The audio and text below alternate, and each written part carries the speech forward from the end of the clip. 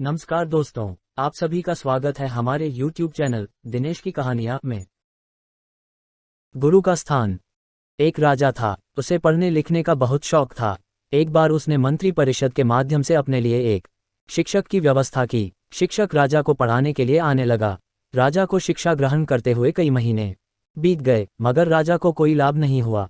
गुरु तो रोज खूब मेहनत करता थे, परंतु राजा को उस शिक्षा का कोई फायदा नहीं हो रहा था।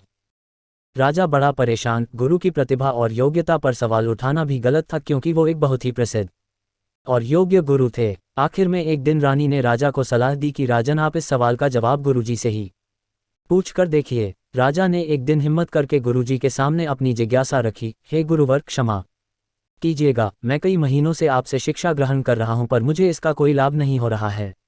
ऐसा क्यों है? गुरुजी ने बड़े ही शांत स्वर में जवाब दिया, राजन, इसका कारण बहुत ही सीधा सा है। गुरुवर, कृपा कर कि आप शीघ्र इस प्रश्न का उत्तर दीजिए, राजा ने विनती की। गुरुजी ने कहा, राजन, बात बहुत छोटी है, परंतु आप अपने बड़े होने के अहंकार के कारण इसे समझ नहीं पा रहे हैं और परेशान और दुखी हैं। माना कि आप एक बहुत बड़े राजा हैं, आप हर दृष्टि से मुझसे पद और प्रतिष्ठा में बड़े हैं, परंतु यहाँ पर आपका और मेरा रिश्ता एक गुरु और शिष्य का है। गुरु होने के नाते मेरा स्थान आपसे उच्च होना चाहिए, परंतु आप स्वयं ऊंचे सिंहासन पर बैठते हैं और मुझे अपने से नीचे के आसन पर बैठाते हैं। बस यही एक कारण है जिससे आपको न तो कोई शिक्षा प्राप्त हो रही है और न ही कोई ज्ञान मिल रहा है। आपके राजा होने के कारण मैं आपसे यह बात नहीं कह पा रहा था।